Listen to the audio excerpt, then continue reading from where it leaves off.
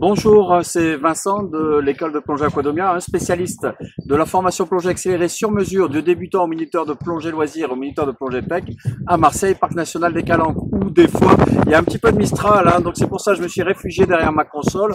Le son de la vidéo sera peut-être pas super cool, mais c'est un peu l'inconvénient de cette chaîne, hein, qui est de faire des vidéos un peu à l'impro.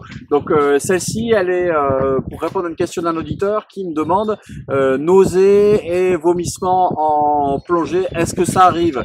Et en plus tu as insisté pas mal, hein, puisque tu m'as relancé. Je rappelle que je traite de questions sur la formation plongée, mais ce n'est pas parce que vous me posez une question que je tourne une vidéo aussitôt, hein. Ce n'est pas un service payant où vous avez une vidéo garantie. Donc ça c'est juste pour repréciser les choses, et puis si le thème ne m'intéresse pas, je ne ferai pas de vidéo.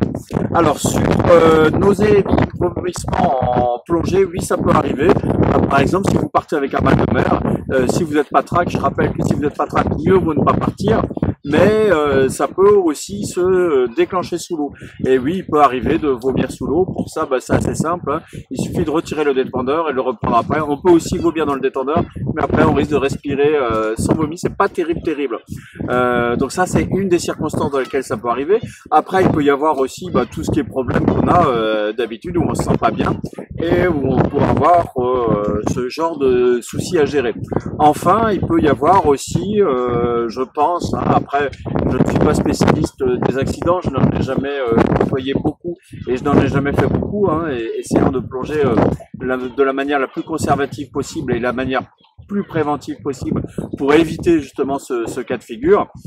On peut supposer qu'en cas d'accident de décompression, de vertige, notamment en cas de accident de décompression vestibulaire, on puisse avoir ce type de symptômes au fond. Et donc pour les gérer, de toute façon, hein, la chaîne de secours est indispensable, hein, donc prévenir les secours médicalisés. Hein, en l'occurrence en mer, ici en Méditerranée, c'est le CrossMed, hein, sur le 16 ou le téléphone 196. Et bien sûr, donner de l'eau, administrer de l'oxygène, éventuellement suggérer de l'aspirine, suggérer, hein, on n'est pas médecin, attention, c'est ce qu'il y a dans les protocoles encore actuels, même si c'est pas mal contesté. Donc nausées et vomissements en plongée, oui ça peut arriver. Et puis si comme mon youtubeur un peu insistant, attention quand même, soyez pas lourd, merci, vous avez une question relative à la formation plongée, n'hésitez pas à poser une question ici avec un peu de courtoisie, un bonjour, une formule de politesse, ce sera apprécié. Si vous avez aimé cette vidéo, cliquez sur j'aime. Si vous ne l'avez pas aimé, cliquez sur j'aime pas. Vous voulez en voir d'autres, abonnez-vous sur la chaîne YouTube Aquadomia Formation Plongée. À bientôt, au revoir.